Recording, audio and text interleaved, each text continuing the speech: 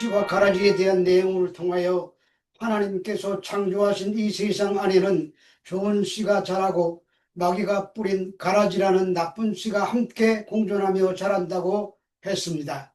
그런데 너무 흡사하여 구분하기가 어려운데 추수 때가 되면 가라지가 그 정체를 확연하게 드러내므로 농부는 그때 가라지만 모아서 불사르고 좋은 씨가 맺은 알곡은 모아 곳간에 들인다는 내용이었습니다.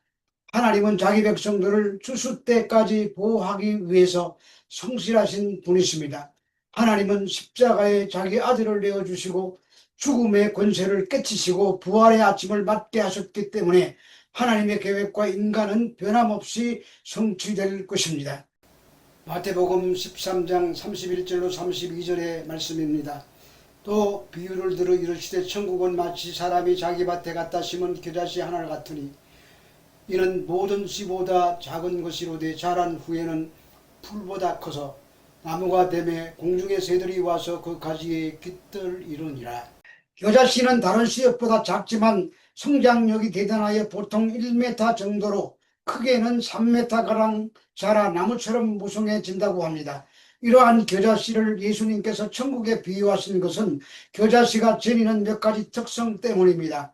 그것은 작아서 잘 보이지 않고 은밀한 가운데 자라기 때문에 사람의 눈에 잘 드러나지 않는다는 것입니다. 그러나 결국은 놀랄만한 변화를 가지고 온다는 점입니다. 이러한 겨자씨의 변화는 천국은 보이지 않지만 겨자씨가 땅에 뿌려져 오랫동안 그 모습을 드러내지 않다가 반드시 그 모습을 드러내고 새들이 깃들 정도의 아주 큰 나무로 성장한다는 것입니다. 이처럼 하나님의 나라는 사람들이 다 알 수 있도록 요란하고 크게 임하는 것이 아니라 조용히 임한다는 말입니다. 또 살아있는 씨앗처럼 생명력을 가진 복음은 예수님으로부터 출발해 12제자와 120문도에 의해서 온 인류의 구원을 가능케 하는 큰 나무로 성장한 것입니다. 중요한 것은 씨의 크기가 아니라 씨의 결과인 나무의 크기입니다. 그 결과 큰 나무가 되어 새들이 와서 깃드는 것처럼 새들이 깃든다는 의미보다는 천국의 실체가 얼마나 크게 성장했는가를 보여주는 비유입니다. 고통에 지쳐 평안과 안식을 갈망하며 쉴만한 곳을 찾는 인간들에게 참 포도나무이신 그리스도 안에서만 참 안식과 평안을 얻을 수가 있습니다. 여기서 깃들이는이라는 헬라어 카타스케노는 이는 살다, 거주하다 뜻을 나타내는 스케노와 아래, 밑에라를 가리키는 전치사가 인 카타의 합성으로서 장막을 세우다, 장막에 들어가다, 진을 치다라는 의미입니다. 안전하고 영속적인 거처를 마련한다는 말입니다. 그리고 새의 깃들임도 잠시 내렸다가 다시 날아가 버린다는 의미가 아니라 새들이 겨자나무에 때를 지어 지속적으로 깃든다는 말입니다. 골로새서 1장 13절에서 14절의 말씀입니다. 그가 우리를 흑암의 권세에서 건져내사 그의 사랑의 아들의 나라로 옮기셨으니 그 아들 안에서 우리가 구속 곧 죄사함을 얻었도다. 이 세상에서 왕이 되고 싶어하며 흑암의 권세를 붙들려 사는 상태를 죄라고 하고 그 흑암의 권세에서 빠져나와 아들 나라로 옮겨가는 것을 죄사함이라고 합니다. 그런데 이 세상 속의 천국은 십자가에 죽기까지 자기를 부인하고 하나님의 말씀만 의지하여 사는 삶으로 나타납니다. 그래서 약하게 보입니다. 예수님은 지금 힘의 원리 속에 세상 사람들을 실족하게 하는 모습으로 와 계십니다. 그래서 실족할 수 있지만 하나님의 은혜를 입은 자들은 십자가의 삶을 보고 실족하지 않을 수 있다는 것입니다. 그렇게 천국은 이 세상 나라에 침공해 들어옵니다. 그리고는 이 세상 나라를 점령해 버립니다. 그것은 마태복음 11장에서 세례 요한의 때부터 지금까지 천국은 침노를 당하나니 침노하는 자는 빼앗는다고 한 것입니다. 한글 성경에는 마치 천국이 침노를 당하는 것처럼 번역되어 있는데 여기에 쓰인 비아세타이는 수동태이지만 능동적으로 태로 나타나는 헬라어의 디포넌트 동사입니다. 그래서 정확하게 번역하면 세례 요한 때부터 천국이 세상 나라를 침략하여 빼앗는다는 뜻입니다. 그래서 천국은 예수님에 의해서 이 세상에 들어왔지만 그 길을 미리 예비한 자가 세례 요한이므로 세례 요한 때부터 천국이 이 세상을 침노해 들어왔다고 말하는 것입니다.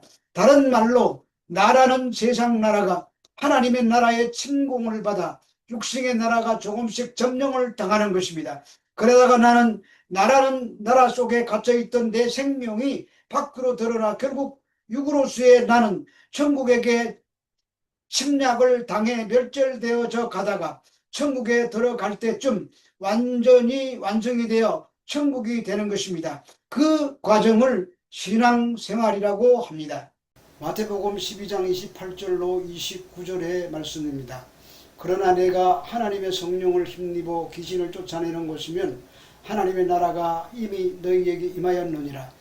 사람이 먼저 강한 자를 결박하지 않고야 어떻게 그 강한 자의 집에 들어가 그 세간을 넉탈하겠느냐. 결박한 후에야 그 집을 넉탈하리라.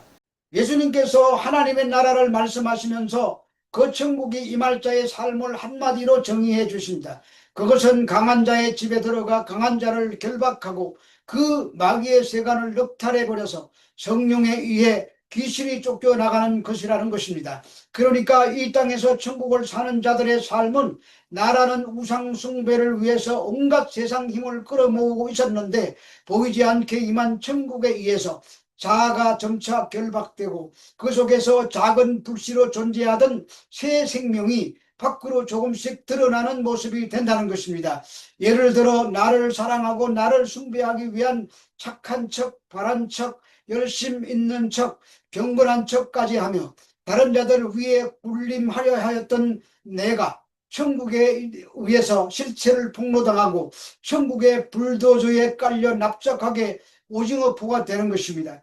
그래서 이 세상이 아무리 화려하게 보여도 그건 모두 한순간의 꿈에 불과한 것을 깨닫습니다.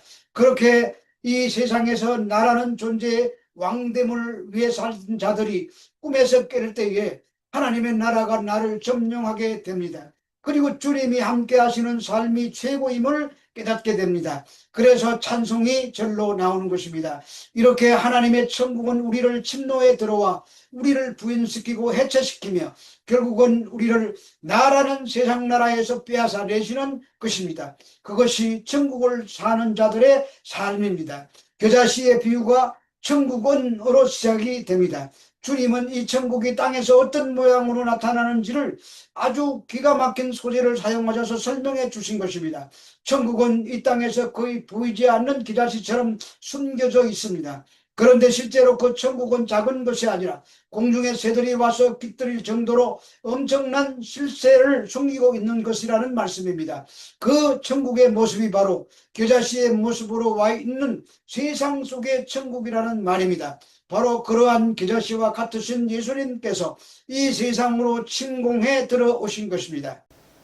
누가복음 17장 20절에서 21절의 말씀입니다.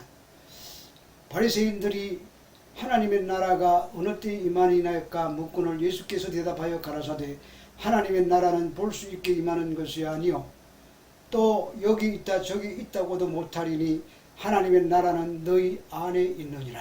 하나님의 나라는 바실레이아 투 데오인데 여기서 바실레이아 즉 나라는 통치권을 말합니다. 그러니까 하나님의 나라는 공간적 국가 개념이 아니라 하나님의 통치권 안에 들어있는 존재들과 하나님과 상호적인 관계를 말하는 것입니다.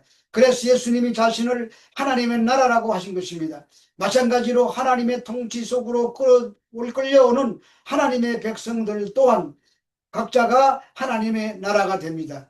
그런데 하나님의 나라가 이 세상에서 순환을 당하고 멸시를 당하고 연한 순과 같은 약자였으며 벌거벗겨져 십자가에 매달리는 모습으로 나타납니다. 그렇게 하나님의 나라는 죽기까지 순종하는 하나님의 백성이 하나님의 통치권에 완전하게 항복하는 모습으로 이 땅에 나타나게 되는 것입니다. 그래서 하나님이 왕으로 통치하시는 하나님의 나라의 백성은 겨자씨처럼 작고 약하고 보잘것없는 모습으로 보이는 것입니다. 반면에 세상 왕국은 하나님의 통치를 순종하는 것이 아니라 자신이 왕이 되어 하나님을 자신의 통치권 안으로 끌어당깁니다. 내가 나의 뜻대로 나를 통치하는 것입니다. 그래서 자신의 소원과 비전과 야망을 성취하고 인기와 명성과 훌륭한 평판을 얻어내는데 하나님을 이용합니다. 그런데 참으로 교활한 것은 교회 안에 숨어들어온 세상 왕국의 모습입니다. 그들은 하나님을 철저하게 섬기는 듯 보입니다. 그러나 결국은 나라는 왕국의 발전과 번영을 위해 신앙의 행위로 위장하고 있을 뿐입니다. 기도도 열심히 하고 선교도 열심히 하고 봉사도 열심히 하고 헌금도 열심히 합니다. 그러나 결국 그 모든 일의 열매와 영광은 자기가 다 가져가 버립니다. 나라는 존재의 성실함, 경건함, 착함, 부지런함, 똑똑함 등을 챙기는 용도로 신앙, 행위와 하나님이 근사하게 이용되는 것입니다. 그들은 겨자씨가 아니라 멸망의 대상일 뿐입니다. 에스겔서 17장 22절에서 24절의 말씀입니다. 나 주 여호와가 말하노라. 내가 또 백향목 꼭대기에서 높은 가지를 취하여 심으리라. 내가 그 높은 새 가지 끝에서 연한 가지를 꺾고 높고 빼어난 상에 심되 이스라엘의 높은 산에 심으리니 그 가지가 무성하고 열매를 맺어서 아름다운 백향목을 이룰 것이요 각양새가 그 아래 깃들이며 그 가지 그늘에 거할지라. 들의 모든 나무가 나 여호와의 높은 나무를 낮추고 낮은 나무를 높이며 푸른 나무를 말리우고 마른 나무를 무성케 하는 줄 아니라. 나 여호와는 말하고 이루느니라 하라. 겨자씨의 비유는 에스겔 17장에서 인용되었습니다. 예수님께서 에스겔서를 인용하신 것은 이유가 있습니다. 이 겨자씨의 비유는 율법과 행위로 자신들의 우월된 선민됨을 주장하며 하나님의 나라를 세상의 힘의 원리 속에서 화려한 성공으로 오해하고 있던 유대주의자들을 책망하기 위한 말씀입니다. 13장에서 씨 뿌리는 자의 비유가 길가밭, 돌짝밭, 가시떨기 등으로 이 세상 밭의 상태를 폭로하십니다. 그 속에 열매를 맺게 할 수 있는 것은 하늘의 미랄로 오시는 천국의 왕을 소개하시는 것으로 시작하여 여러 개의 비유를 던집니다. 그 중에 들어있는 것이 겨자씨의 비유입니다. 그러니까 겨자씨의 비유는 힘의 원리로 세상을 살아가는, 세상을 대표하는 유대주의자들에게 진짜 하나님의 나라가 무엇이며 그 나라가 이 세상에서 어떻게 나타나는지를 설명하는 비유인 것입니다. 천국은 예수님이 재림하실 때에 그때 비로소 화려하고 위대한 정체를 드러낼 것입니다. 그 전까지는 숨겨져 있습니다. 그러다가 어느 날 십자가 지신 예수님이 침노하셔서 나라는 존재의 악한 실체를 폭로시키십니다. 그리고는 결국 그 천국의 실체이신 예수님에 의해서 나의 세계가 완전히 점령을 당하고 나는 새로운 하늘의 나로 완성이 되는 것입니다. 그렇게 내가 해체되어지고 부인되어지는 내 안의 전쟁을 치르며 내가 또 세상 속에서 침투되는 천국으로 작은 예수의 역할을 하게 되는 것입니다. 그러므로 배설물에 불과한 겨자나무의 화려한 삶을 추구하다가 찍혀 불에 던지는 비참한 종말을 맞지 마시고 겨자씨처럼 숨겨져 있는 듯 없는 듯 작은 자로 살다가 제 역할을 마치고 천국에 영광스럽게 입성하는 우리 모두가 되시기를 주 예수 그리스도 이름으로 축원합니다.